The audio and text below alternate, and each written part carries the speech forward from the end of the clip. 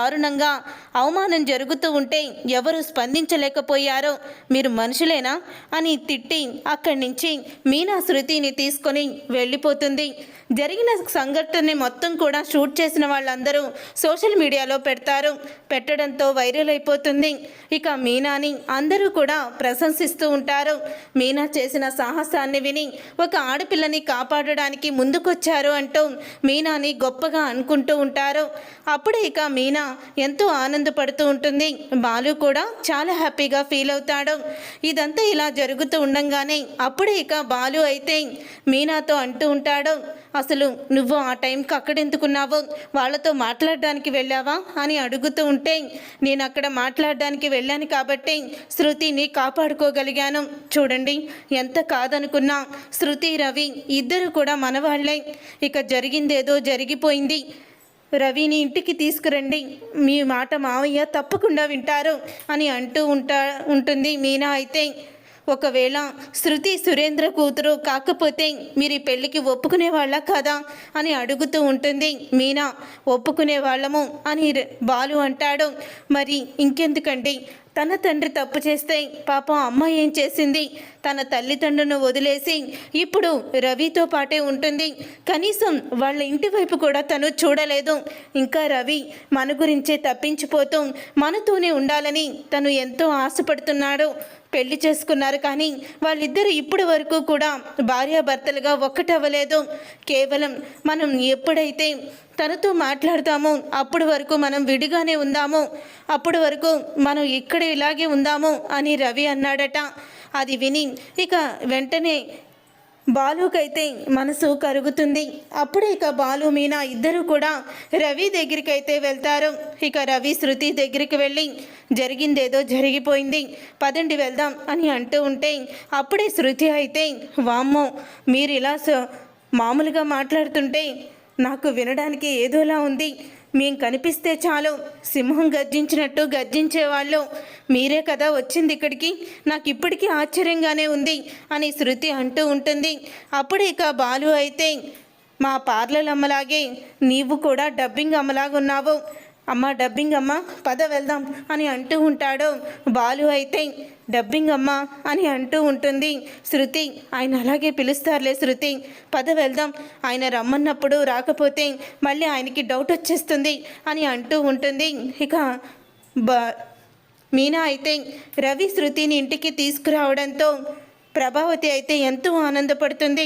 ఇన్నాళ్ళకి నువ్వు ఒక మంచి పని చేసావురా, నాకు ఆనందాన్ని ఇచ్చే పని చేసావు అని బాలుని అంటూ ఉంటుంది. ఇక బాలు అయితే సర్లే కానివ్వు, అయినా కోటీశ్వర్ల ఇంటి నుంచి కోడళ్ళు వచ్చారని తెగ మురిసిపోతున్నావు.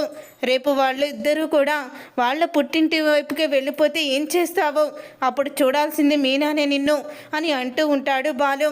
ఆ పరిస్థితి నాకు ఎప్పటికీ కూడా రాదు అని అంటూ ఉంటుంది ప్రభావతి. అయితే తర్వాత ఇక ప్రభావతి అయితే రోహిణితో చెప్తూ ఉంటుంది, చూడమ్మా శృతి మీనా ఇద్దరికన్నా ముందుగా నువ్వే ప్రెగ్నెంట్ అవ్వాలి, ఇంటి పెద్ద కోడలుగా నువ్వు ప్రెగ్నెంట్ అయితే నేను చూడాలనుకుంటున్నాను అని అంటూ ఉంటే అప్పుడే ఇక రోహిణి అయితే ఒక ప్లాన్ చేస్తుంది. ఇక రోహిణి ప్లాన్ చేసి మన్నాడు ఇక తను కళ్ళు తిరుగుతున్నట్టు వాంతులవుతున్నట్టు ఇక నాటకం ఆడుతూ ఉంటుంది. అప్పుడే ఇక కడుపని నాటకం మొదలు పెడుతుంది రోహిణి. ఇక డాక్టర్ చేతి కూడా తను ప్రెగ్నెంట్ అని చెప్పేస్తుంది. ఇక తర్వాత ప్రెగ్నెంట్ తను రెస్ట్ తీసుకోవాలని తనని చాలా మంచిగా చూసుకోవాలని చెప్పి మీనాకి అప్పచెప్తుంది. తర్వాత ఇక రోహిణి అయితే మీనా జ్యూస్ తీసుకొస్తుంది. ఆ జ్యూస్ తాగేసి నాకు కడుపులో నొప్పి వస్తుందంటూ నాటకం మొదలు పెడుతుంది రోహిణి. ఇక నాటకం మొదలుపెట్టి తను చెప్పిన డాక్టర్ దగ్గరికే తీసుకువెళ్ళమంటుంది. అప్పుడే ఆ డాక్టర్ దగ్గరికే తీసుకువెళ్ళిన తర్వాత అప్పుడే తనకి ఎవరో అబార్షన్ అవ్వడానికి తనకి మందు ఇచ్చారు, తనకి అబార్షన్ అయ్యింది, సారీ మేడం అని ప్రభావతితో చెప్పేసరికి ఒక్కసారే ప్రభావతి షాక్ అయిపోతూ ఉంటుంది. మీనానే నాకు జ్యూస్ ఇచ్చింది అత్తయ్య, అప్పుడే కడుపులో నొప్పి వచ్చింది అని రోహిణి అనగానే అప్పుడే ప్రభావతి మీనాని కొడుతుంది. ఇక బాలు అయితే తెలిసి తెలియకుండా అసలు ఏం జరిగిందో కూడా గుర్తించకుండా మీనాని బయటికి గెంటేస్తావేంటమ్మా అని బాలు అయితే నిలదీస్తూ ఉంటాడు. నువ్వు నోరు మూయ్, ఈ రోజు నన్ను ఎవ్వరూ కూడా ఆపలేరు, నేను ఎవ్వరి మాట వినను అని ప్రభావతి అంటూ ఉంటుంది. అప్పుడే ఇక ప్రభావతి అన్న మాటకి నేనేం చేయలేదు అత్తయ్య, నన్ను వదిలేయండి అని ప్రాధేయపడుతూ ఉంటుంది మీనా. అప్పుడే అక్కడికి శృతి అయితే వస్తుంది. ఎందుకు అక్కని ఇంట్లో నుంచి గెంటేస్తున్నారు అని అనడంతో, మీ అక్క నా కడుపుని పోగొట్టింది, నాకు అభాషణ అయ్యేలా చేసింది అని రోహిణి అంటుంది. అప్పుడే రోహిణి చంప పగలగొట్టి, అక్క నీ కడుపు పోగొట్టాలని చూసిందా, ఎందుకింత నాటకం ఆడుతున్నావు నువ్వు అని శృతి అయితే రోహిణికి షాక్ ఇస్తుంది. చూడండి అత్తయ్య, ఈ రోహిణికి ప్రెగ్నెంటే రాలేదు, వచ్చిందని మీతో అబద్ధం చెప్పింది.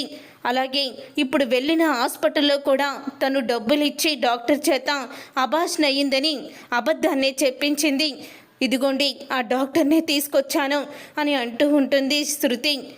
నాకు ఎందుకో డౌట్ వచ్చింది, అందుకని ఆ డాక్టర్ని కలుద్దామని వెళ్ళేసరికి అప్పుడే ఈ రోహిణి ఫ్రెండ్ అయితే డబ్బులు ఇచ్చి రోహిణి ప్రెగ్నెంట్గా ఉందని, తర్వాత ప్రెగ్నెంట్ పోయిందని బాగానే కవర్ చేశారంటూ చెప్పడం విన్నాను.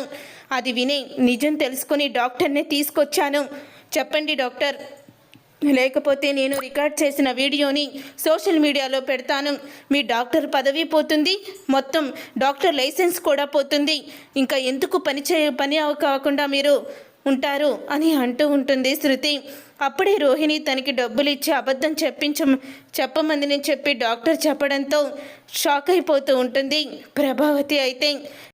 మరి ఇప్పుడు ఎవరిని బయటికి గెంటేస్తారా అత్తయ్య, తనని గెంటేస్తారా అని అడుగుతూ ఉంటుంది మీనా. ఇక రోహిణి అయితే ప్రభావతిని క్షమాపణ అడుగుతుంది. చూసారుగా ఫ్రెండ్స్, రాబోయే కథలో ఖచ్చితంగా ఇలాగే జరగబోతుంది.